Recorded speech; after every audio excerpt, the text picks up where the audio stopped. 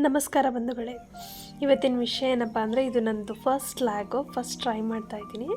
So ನಾನು ಗಂಡನ ಮನೆಯಿಂದ ಅಮ್ಮನ ಮನೆಗೆ ಹೋಗ್ತಾಯಿದ್ದೀನಿ. ಸೊ ಹೋಗ್ತಿರೋ ಖುಷಿಗೆ ನನ್ನ ಮಗನ ನೋಡಿ ಸಖತ್ ಖುಷಿಯಾಗಿ ಡ್ಯಾನ್ಸ್ ಮಾಡೋಕ್ಕೆ ಸ್ಟಾರ್ಟ್ ಆಗಿಬಿಟ್ಟಿದ್ದಾನೆ. ಸೊ ಈ ಎಕ್ಸೈಟ್ಮೆಂಟ್ ಎಲ್ರಿಗೂ ಇರುತ್ತೆ. ಅಮ್ಮನ ಮನೆಗೆ ಹೋಗೋ ಖುಷಿನೇ ಬೇರೆ. ಸೊ ಹೋಗ್ತಾಯಿದ್ದೀವಿ. ವಿರಾಜ್ ನೋಡಿ, ನನ್ನ ಮಗ ವಿರಾಜ್ ಅಂತೇಳಿ ಸಖತ್ ಡ್ಯಾನ್ಸ್ ಮಾಡ್ತಿದ್ದೀನಿ, ಅಮ್ಮಮ್ಮನ ಮನೆಗೆ ಹೋಗ್ತಿದ್ದೀನಿ ಅಂತೇಳಿ. ಸೊ ನೈಟ್ ಹೋಗ್ತಾಯಿದ್ವಿ. ಸೊ ನೈಟ್ ಒಂದು ಫಂಕ್ಷನ್ ಇತ್ತು, ಮದುವೆ ರಿಸೆಪ್ಷನ್ನು. ಸೊ ಊಟ ಮುಗಿಸ್ಕೊಂಡು ಬೀಡ ಹಾಕ್ಕೊಂಡು ಆ ನೈಟಲ್ಲಿ ಹೋಗ್ತಾಯಿದ್ರೆ ಸಕ್ಕತ್ತಾಗಿರುತ್ತೆ. ಸೊ ತುಂಬಾ ಖುಷಿ ಆಗ್ತಾಯಿತ್ತು ನಮಗೆ.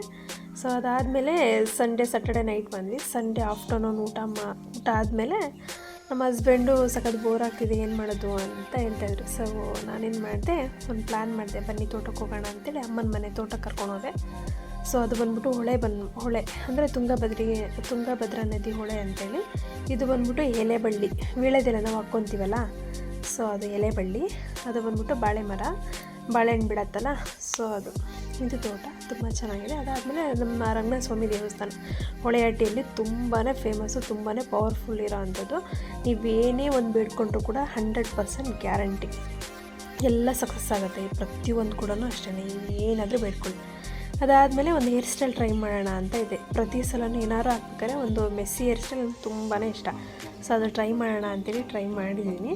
ಹೇಗೆ ಬಂದಿದೆ ಅಂತೇಳಿ ಕಮೆಂಟ್ ಆ್ಯಂಡ್ ಲೈಕ್ ಆ್ಯಂಡ್ ಅತಿ ಹೆಚ್ಚಿನ ಸಂಖ್ಯೆಯಲ್ಲಿ ಸಬ್ಸ್ಕ್ರೈಬ್ ಆಗಿ. Thank you. ನೆಕ್ಸ್ಟ್ ವಿಡಿಯೋದಲ್ಲಿ ಸಿಗ್ತೀವಿ.